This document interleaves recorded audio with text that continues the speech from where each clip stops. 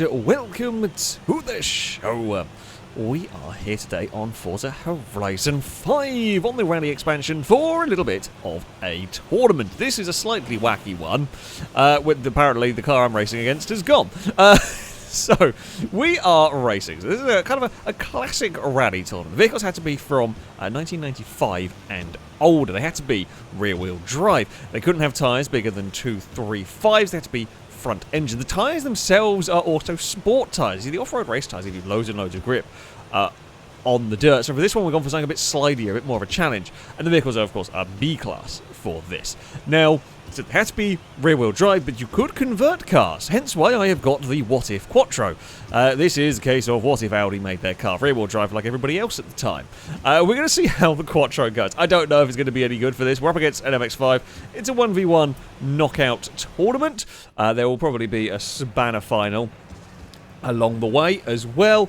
Victor goes on to the next round, and yeah, we will see how this goes. I'll get Shadow with an MX-5, which I have no idea how we're going to fare. The Mazda is going to be lighter than us, and apparently launches a little bit better. We will probably have higher top speed in all of this. We may have slightly better traction than that Mazda. I don't know. I ran out of PI. Well, PI added, for the Aero, sorry, added huge amounts on, so we had to abandon any thought of Forza Aero on the car. I have no idea if that's a good shout or not for us, really. We are not very good in the first section with this car. See, I'm actually happy at taking a wide line through that hairpin to try and keep momentum up in this. My car doesn't really like the tight line through there. Back end is struggling on the run down the hill. This is going to be difficult from back here. Now, this is a fast section that we are coming up, and back here I can hardly see anything in all the dust and the gloom and the murk, and Shadow has run very wide through there. Not ideal for the MX-5. We are going to get some understeer through there. Turned in, went to turn in, did not have the grip. No, this race has gone horribly. We're out, I think. Unless something terrible happens to the MX-5. I have got little in the way of a chance here. I take that back. We were so much faster through that section than the Mazda was, and the Mazda's gone wide. The Mazda, I thought we were out of it. I thought we were out. The Quattro's made it through. We were so much better through that water splash than the Mazda. We had that was a terrible run from us. We have got very lucky. That was a gift and a half. Yeah, Mazda just made a mistake at the final quarter. The final quarter is very nasty, and we were set up and prepared for it. As unlucky for Shadow. Drove a much better race than me for most of it, but the Mazda lost a lot of speed through the second water splash, and yeah, we had a good final quarter. The Audi is somehow through to the next round. I am going to have to do better, though. Up next, we have got a rather interesting matchup. You know, the Quattro versus the MX-5 kind of makes a little bit more sense than this. We have a Nissan Patrol that has been rear-wheel drive converted, and a Bugatti race car. The Nissan is the overwhelming favourite. Apparently, the last thing I heard before I left the party to go and do the commentary for this was Chris saying this might not be as bad. So I think that the Bugatti is full of confidence going into this. Yeah, we suspect this is the Nissans to lose, really. We will get them ready, and it will be, there's a little bit of a laggy start there from both of them, actually. But either way, the Nissan has blasted to the lead. So the Nissan is very strong in this first section for some reason. It gets a little bit wobbly later on. But yeah, the Nissan initially is very, very good at this hill climb. Now, it's rear-wheel drive. It complies with all the regulations for this. It's got small enough tyres and everything, but it is mighty fast. That's a lot of understeer from the Bugatti. I think it's got some 700 horsepower. It's way more powerful than anything else here. Most of us running around the 300 horsepower mark. The Nissan will fly down the hill. Oh, there's a Bugatti. Somewhere in it's very dusty out here. Bugatti's very sideways on its run down the hill as we head into the kind of foresty, not really foresty area. But past the water, it's very picturesque. I wish the drone could fly higher, but it can't. The Nissan is going to be very strong in the water. And sure enough, the patrol is through there, no problems whatsoever. Oh, big understeer. So it does struggle a little bit more in this section. The Bugatti can maybe make up some ground through here, but as we head through the water, it's unlikely to be great for the classic race car. A couple more corners to go for the Nissan. In fact, it's already shot off over here. This is the difficult corner. It's kind of slightly blind behind a hill. You've really got to get the car stopped and slowed for it, and the Nissan does a wonderful job. It is through to the next round, and the Bugatti has brought most of the fence onto the track. Yeah, we always expected the classic car to struggle, the very classic car to struggle here, and it did not quite have the pace to do it. Ewan's Nissan is in to the next round. Up next, we have got Ollie driving the Hammer, which I was very tempted to build. I didn't even try building the car because it has barely any PI to work with, and I presumed the rear tyres were too big, but apparently not. Ollie has the Mercedes, and we have got Mute driving the Monte Carlo. No idea what we're going to see here. Both big V8s in these. I feel the Monte Carlo, I have really struggled to be any good in the game. I've never managed to build a good one, although that's not to say it can't be built into a good car. The Hammer I love. Never not had the most luck building good ones, but I do like the Hammer, so I'm slightly rooting for the Mercedes. We are off and underway, and it's close between the pair of them as we run up the hill here. Mercedes is to the outside, will be the inside for the next hairpin. Monte Carlo is going to try and duck underneath. There's maybe a little smidge of contact, although it can get alongside here, but it's still got to the wrong side of the murk. It's got a little bit more traction. It was very close between these two as they're continuing to go side by side. Big oversteer moments, of course. All the cars struggling for traction around here, and the Mercedes is going to come out on top for the moment. There's still plenty of chances for overtakes, though, around this course. The Monte Carlo's got much better turning than the big Benz. The Chevy may be a smidge lighter going down here. Mercedes out a little bit wide, caught up on the bumps. The Monte Carlo slightly missed the turning point. And this is one of the difficulties you get when you're so close behind you can't see. The Merc's got a lot of straight line speed. Not that that's of massive importance down here, but that can definitely help it just get out of range through some of these sections. We're heading towards the water splash now. The Chevy, very good turning again, but understeer on the exit. Where is there going to be a way? Well, it's going to come down to this second water splash and potentially even the final corner. Who is going to be quicker through here? Mercedes is not bad. The Chevy may be even better, actually, through there, although it's then running out of power down here. One more corner to go. Will there be opportunity for a pass? Not quite. It's very close up across the line. Mercedes takes victory. Chevy is second. The Chevy pushed it all the way. It was a wonderful first section. I mean, they're basically side by side all the way up the hill for the first few corners. Mercedes just got the nose in ahead, perhaps slightly better straight line speed, kept the Hammer out of range of that Monte Carlo. Great race. Unfortunate for Mute there, but that's the way it goes. A tough heat, and it will be Ollie's Hammer that will progress to the next round. Our next heat is a true Group A showdown. Impego is driving the Sierra Cosworth. Dangerman is driving the Mercedes 190E. We're not sure what way this one is going to go. It's likely to look pretty damn cool. Everything's been quite sideways, to be honest, around this course. Nothing has much grip, nothing has much, turn in, launch, any of that stuff. But it should be a pretty damn good race. They are off and underway. Even jump from the pair of them. The Mercedes may be slightly better. It might actually take the lead as we head through turn one, and indeed it shall. The 190E hugging that inside line, but very oversteery on the exit. Here comes the Sierra, but much... Oh, no, it's got clear. About to say, much like Monte Carlo in the previous round, you're on the outside for the next corner, but it did manage to get clear. Dangerman going for a bit of a wider approach to that corner. Not a bad idea at all. You'll get a good run on the exit here, and not quite close enough to the Sierra as we head down towards the hairpin. Both cars nicely through this section. Both cars are neatly done as we run down the hill. Mercedes a little bit more out of shape They'll get away with it, although the bumps are mean. Mercedes with a huge... Well, it was close. Those bumps did a real number on the 190E. Just couldn't gather that thing back up. It's very difficult once the car starts bouncing around. The Mercedes pushes hard into that corner. Actually gets quite a nice line on the exit now, heading towards the water. Who is going to be able to get both understeering wide on turning through there. And it is the Sierra that continues to lead the way.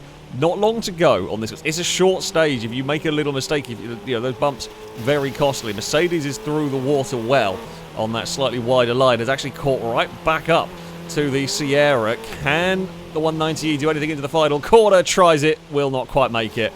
You got to go for it. I think sometimes it's going to be the Ford that is across the line and into the next round. Yeah, 190E chucked it to the chucked as hard as they dare into the final corner, but it was just not going to be enough. Ended up running a bit wide on the exit, but yeah, good fight back from that Mercedes. It was just a couple of bumps that really screwed the car up through all of there. The battle of the Group A will go to Impega's Sierra. We go back to the unusual matchups. Longbow is driving the Jeep, the CJ5, which, just before this round was started, we commented, the character basically sits at about roof level of the Elan. Rusky driving the little Lotus. Yeah. Both actually very, very light vehicles, which should help them in some ways, might not help them on the bumps. I'd be worried about the Elan. We already saw that Mercedes having some big issues on the bumps. I'd be worried about the little Lotus having similar problems. The Jeep should have the suspension to deal with it, but some of the faster corners, the Jeep might be a little bit sketchy to drive. We launch and we're off and underway. Another very even jump between the pair of them. The Lotus is going to not quite take the lead. It really wanted to get across and cover the Jeep, but it couldn't do it. The Elan is very sideways. Cut back for the Lotus. The Jeep is going to hold on, and the Lotus ends up on a little bit of a wonky line and had to yield through all of that. So the Jeep leads the way. The Elan, the difficulties for the Lotus is it doesn't have very big front tyres. So 245 is the maximum tyre width, but the Elan doesn't get those size tyres. So it might be small and light, but the front tyres are simply not as big as some of the other vehicles. So it will struggle to turn in. As we head down the hill, we already saw the Mercedes get caught out on the bumps. No, it did not affect the Elan as we feared it might, although the Lotus is struggling a bit down here as we head towards this next fast left-hander. Now, the Jeep's ground clearance is likely to be strong through the water. The Lotus, I think, hit the wall and is, yeah, hitting those rocks is not good for that. Through the water, they both go. The Lotus on a wonky line and lost a heap of time, actually, through there. It is a good position for the Jeep, and we've seen the Jeep is going to be better through the water. The Jeep doesn't really have to worry about aiming for like the narrow parts of the water or anything, although a little bit wide through there into some trees. If the Lotus was closer, that could be problematic. It isn't, though, at the moment. As we head around the final corner for the Jeep, it is going to be Longbow through to the next round.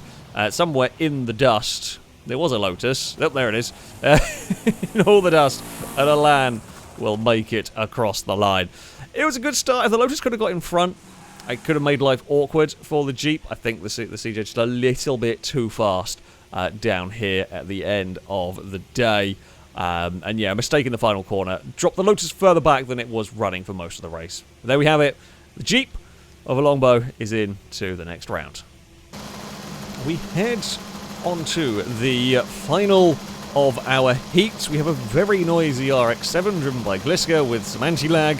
And Liam is going to be trying to beat it with a classic Corvette. Now, the Corvette has a lot of power, but it does have some rather small tyres. The standard tyres are 215, which is what it's running on, and any bigger tyres for the rear immediately jump it over the tyre restrictions. So while it has some 450 horsepower, it's going to struggle to put the power down. If it can, though, it's going to be monstrously fast. There's so much noise from the Mazda as we launch underway, very close between the pair of them as we head up through turn one. They're going to go side by side. We've seen a few heats do this. The Corvette is to the inside. It's going to be a cutback from Gliska, but that puts you on the outside line for this next corner. The Corvette has the power to fight back, and we're going to go side by side through here. The Corvette struggling to turn in. The Mazda's stuck on that outside line. It's a good... The Mazda has been brave and it has paid off. It's a good positioning for the car. Liam doesn't want... See, I like the outside line on this corner. You can actually keep up your momentum and not have to worry about wheel spin on the exit, but Liam didn't go for it. Tried to get a cut back in the Corvette, did not work. Now, this section is where the power of the Stingray may well come in as they're going to go side by side across the bumps. Oh, Liam stuck on the outside, not a place you really want to be. As we fire it into the next corner, Liam's going to get some airtime, clips the rocks a little bit, not too much. Into the water they both go, and it's close. The Corvette with better drive out of the corner, but it's on the outside. There's going to be a little bit of paint swapping. They're both understeering. Still, the Corvette will not yield. It's going to be maybe stuck on the slightly more awkward point through the water, but it's got the power to do it. They're still side by side, and the Corvette's taking the position almost. We're heading up towards the final corner. Can the Corvette get turned is the big question. They're going to be side by side. The Corvette's out wide in the fence. We head up to the line, and it's going to be the Mazda.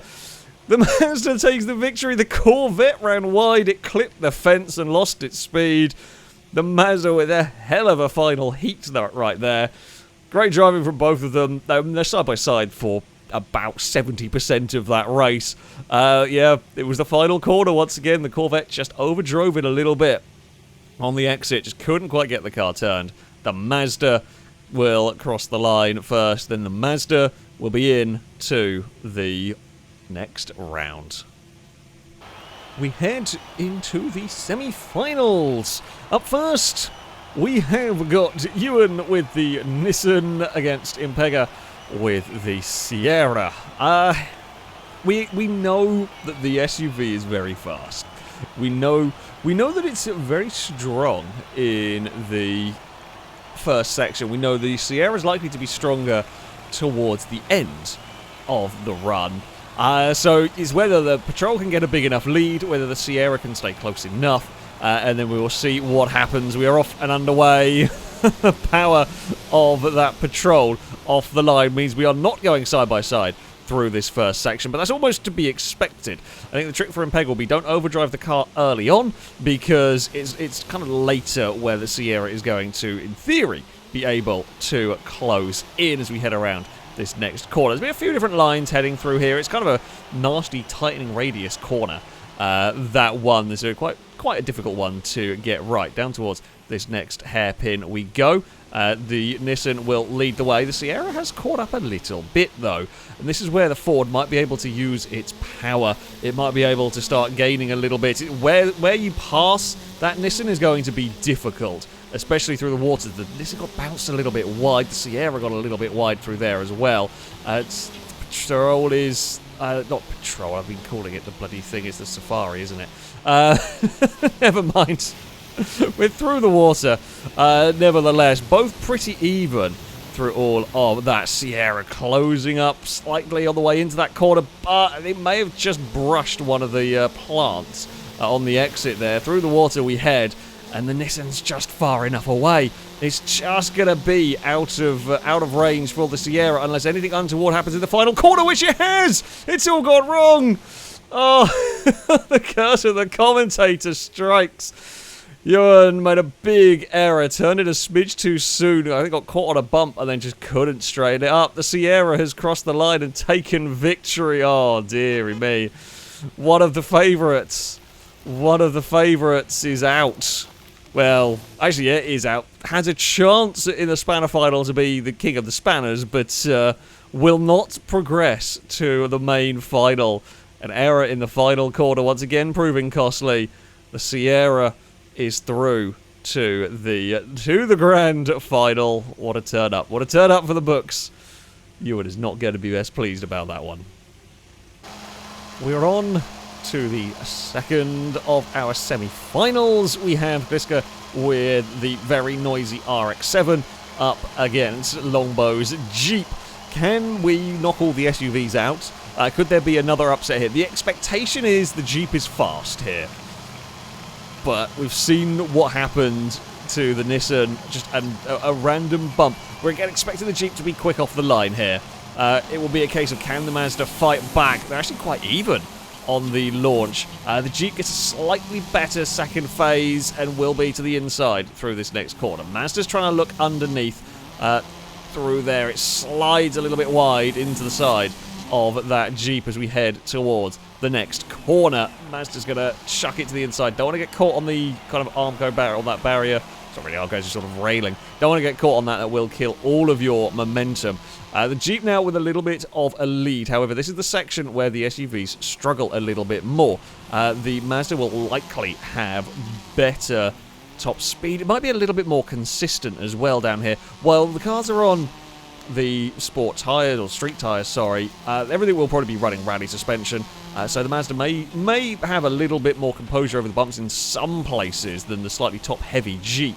And it has closed up through here. It's the water that's going to be a problem for the RX-7. They both kind of clonk the inside a little bit. The rock's getting in the way.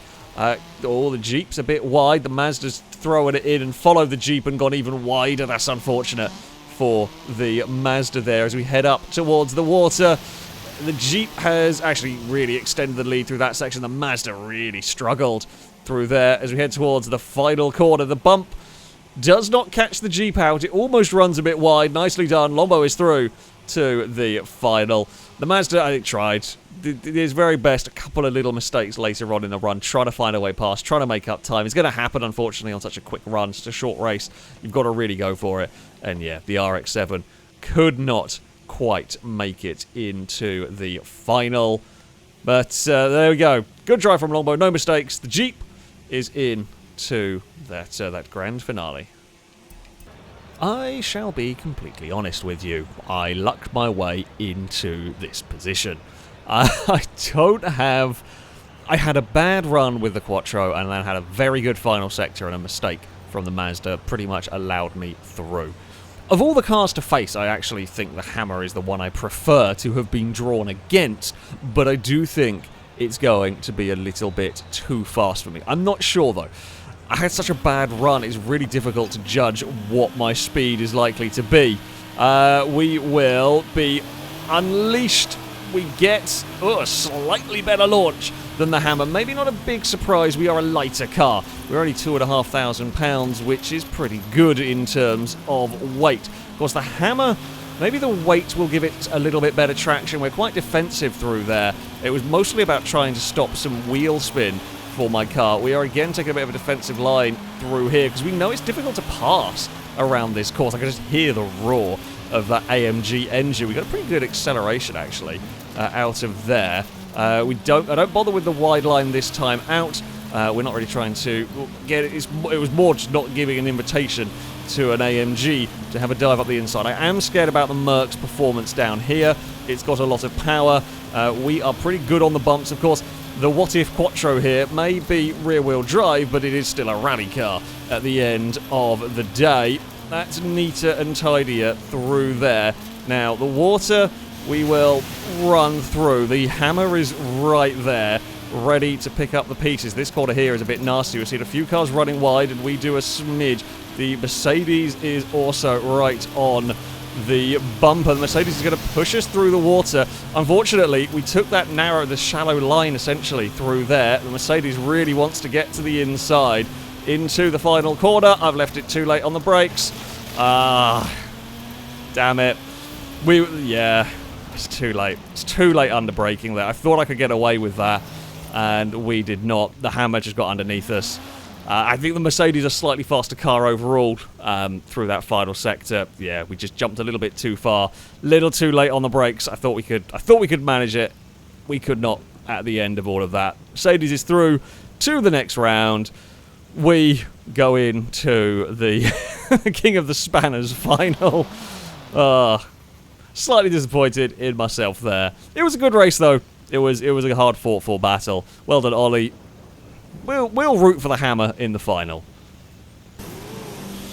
Well, the King of the Spanners is going to be an absolutely mad round. Every vehicle that has gone out, whether you went out in the heats or the semi-finals, is now going to compete for the honorary title, and we're all in a line.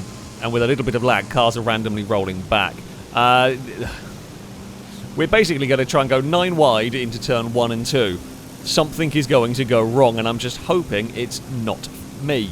Essentially, we're expecting that Nissan to be mighty quick off the line. I don't really know how. The Quattro did pretty well compared to the Hammer. The Elan's got bopped out of the way by the Safari. We've actually got away quite nicely from all of this. We are on the very tight inside line. We're going to struggle to put our power down through there. We've got a Corvette having a look every which way. We're trying to get to the inside of the MX-5, but we're getting helped by the Corvette. Well, sorry, Mazda, we got helped. We very much we got pushed by the Corvette that I think may have got pushed by something else. I'm actually happy to stick to this wider line. I think we might get the power down better than the Mercedes. Almost. I had to yield, though, because we were running into a wedge that was going to disappear very quickly. So, Nissan leads from RX-7, from 190E, from Quattro, as we jump over here. Corvette is back in the fray. We know that thing's very quick in a straight line. Mercedes is out a little bit wide, is in the rocks. Oh, we're going to get alongside. Can't pass there, though. The Mazda got eaten in all of the rocks, and those pushing its way past that Nissan. We might move ourselves up into a third place here. Yeah, the Mazda found a way to overtake the Safari in all of that, although the Nissan's going to be so quick through the water in all of this. It may be able to have a go into the final corner. We're still trying to fend off that Corvette for the third position here. We're going to brake earlier this time around. We do, but we're not close enough. The Corvette's going to try and run us to the line, and we will beat it, though. The Mazda, Gliska's Mazda is king of the spanners. However, we are third. Actually, better than I thought. We were very worried about the Safari in all of this, that Nissan. So, yeah, it didn't quite disappear off as much as expected through all of this. It was a good race, actually. It was a manic race. Unlucky for Shadow just got caught up with the bumping through all of that. Liam bumped... I don't know, Liam may well have got bumped into us. We got bumped into the Mazda, and the Mazda ended up pointing backwards through all of that. It was a great race. It was a wonderful, wonderful race right there. What a mad fun. It actually could have gone a lot worse than it did, all things considered. I'm actually not that displeased with third, considering I struggled a bit with this What If Quattro, and yeah, it's done better than I thought. It was a fun, manic spanner final, but now it is time for the main event. Who is going to be able to win this one? So here is our final. Sierra Cosworth, driven by Pega. We have Longbows Jeep, the CJ5, and we have Ollie with the AMG Hammer. The Jeep is the favourite, it is safe to say. We are expecting the Jeep to be difficult to beat. However, we've said that about vehicles so far in this tournament. Anything is possible. A little mistake can be very costly down here. I mean, we hope to see the Jeep get beaten in some ways. We want to see an underdog victory, but you never know. We will launch and get them underway. Good start for the CJ5. Pretty even between the Sierra and Hammer. I mean, the real important thing will be, in many ways, the saloon cars don't get stuck fighting each other, which they are immediately doing as we head up the hill towards the next corner. Yeah, the Jeep's going to be very strong at this first section. We know the mid-section of the course it gets a little bit weaker on, and then the water sections it will perhaps be a smidge faster. So if Impega can get that forward close enough, and especially if it can get ahead somewhere, and potentially block the Jeep in through the water, that'd be good. The Hammer's quite good at the water just through sheer brute force as well, but is a bit further back as we run down the hills. This is where the Jeep's going to struggle. It won't have the top end of the other vehicles, and indeed the Sierra is closing and closing and closing up to the back of it, but it's run wide. Ford very, very wide through there, clonks some of the rocks. Does manage to almost kind of bring it back a smidge with a late apex through the next corner as we head through the water. The Hammer's right involved as well through there. Impega's much nicer line through there than the Jeep, but we are heading up towards the water section now, where the Jeep will probably be able to... Well, it actually hasn't out-accelerated all that much. Will Impega be close enough to be able to have a go at a pass somewhere down here? The Jeep is bouncing. Impega has absolutely sent it with the Sierra, not quite. Jeep takes victory. Sierra is second. The Hammer comes home in third. Very close, actually, between all three of them in that one. That little mistake where the Ford ended up understeering out wide. If it hadn't done that, could it have been close enough?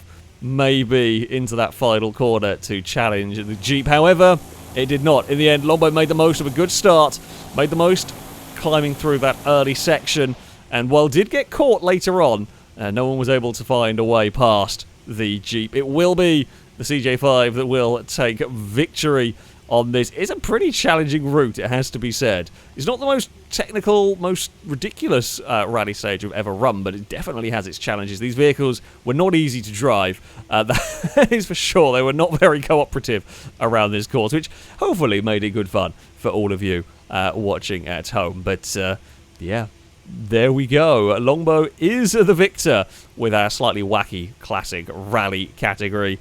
That, though, is going to be it for this video. Thank you all very much for watching, and until next time, goodbye.